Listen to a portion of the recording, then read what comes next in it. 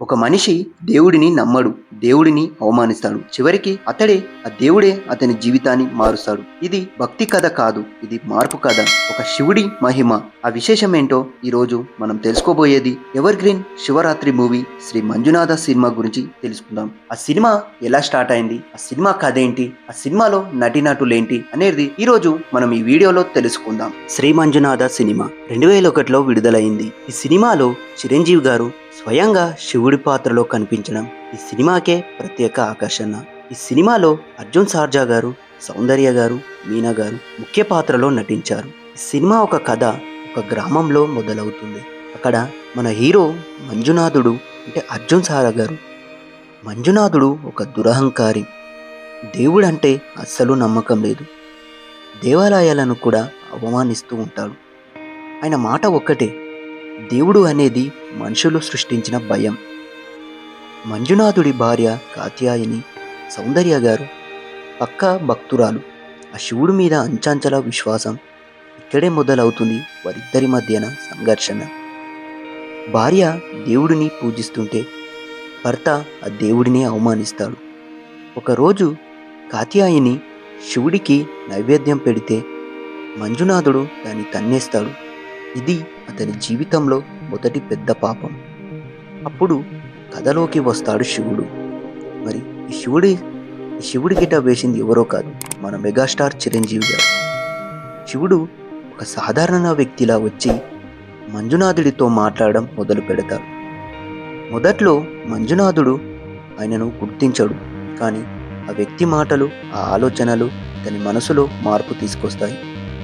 శివుడు అతనికి జీవిత సత్యాలు చెప్తాడు. పాపం చేసిన వాడికి శిక్ష తప్పదు. భక్తి అనేది బలహీనత కాదు, ఆదిశక్తి. మెల్లగా మంజునాథుడి మనసులో మార్పు మొదలవుతుంది. ఒక దశలో మంజునాథుడు తన తప్పులు గ్రహిస్తాడు.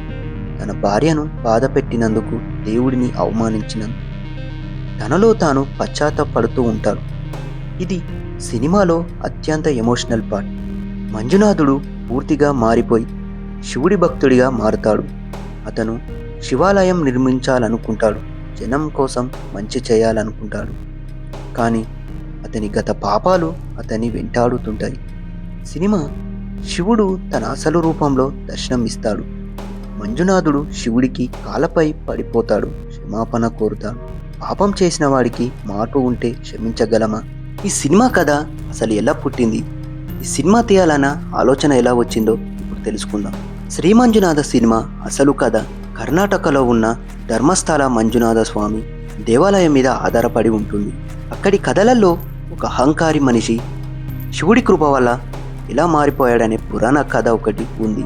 ఆ కథని తీసుకొని దర్శకుడు కె రాఘవేంద్రరావు గారు ఈ సినిమాటిక్గా డెవలప్ చేసి ఈ సినిమాగా తీశారు. ఈ సినిమా ఎందుకు అంత స్పెషల్ అంటే, ఇది కేవలం సినిమా కాదు, భక్తి అనుభూతి, నిజమైన దేవాలయాల కథ ఆధారంగా తీసిన సినిమా.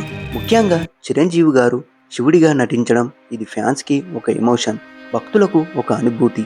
ఈ సినిమా యొక్క షూటింగ్ 2000 సంవత్సరం ప్రాంతంలో ప్రారంభమైంది.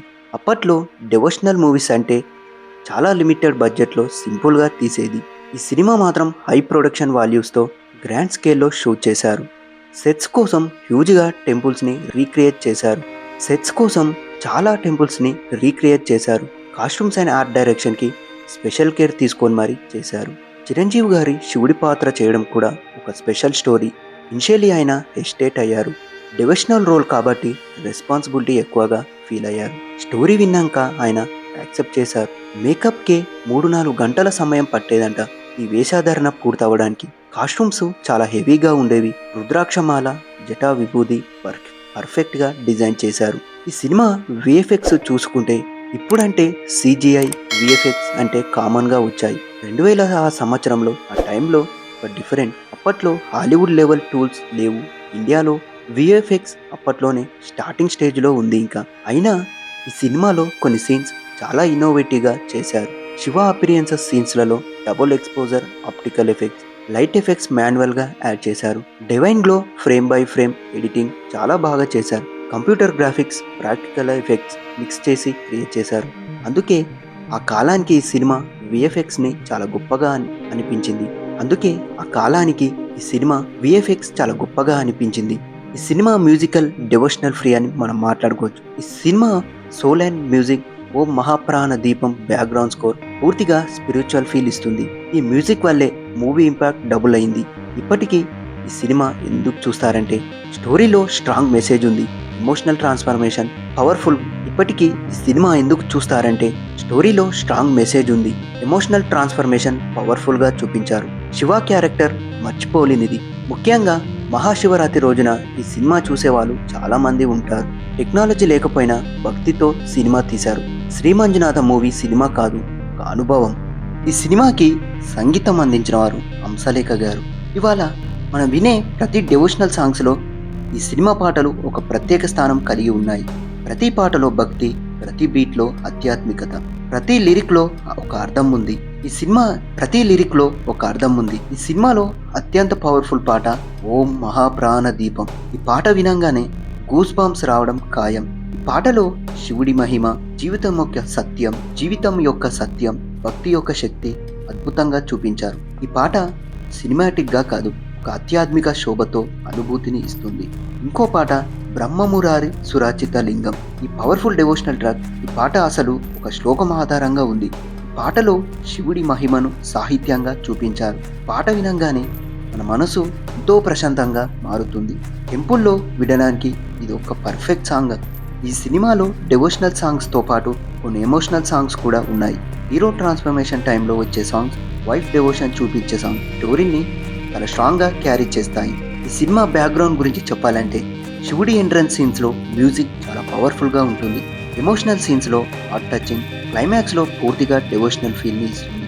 ఈ సినిమా బ్యాక్గ్రౌండ్ స్కోర్ వల్లే సీన్ ఇంపాక్ట్ అయ్యింది. ఈ సినిమా పాటలు ఇంకా స్పెషల్గా ఎందుకంటే రెగ్యులర్ కమర్షియల్ సాంగ్స్తో కాదు, మీనింగ్ఫుల్ లిరిక్స్, ప్యూర్ డివోషనల్ వైబ్స్తో ఉంటాయి. పాటలు వినేటప్పుడు మనసు ఆటోమేటికల్గా కామ్ అవుతుంది. ఈ సినిమాలో పాటలు వినడం అంటే పాటలు వినడం కాదు, శివుడిని అనుభవించడం. భక్తి ఉన్న చోట సంగీతం ఉంటుంది, సంగీతం ఉన్న చోట శివుడు ఉంటాడు. ఇదేంటి శ్రీమంజునాథ సినిమా గురించి. మరి ఈ సినిమా గురించి మీ అనుభవం ఏంటో మా కామెంట్ బాక్స్లో చెప్పండి. మరిన్ని అప్డేట్స్ కోసం మా 70mm ఛానల్ని సబ్స్క్రైబ్ చేయండి.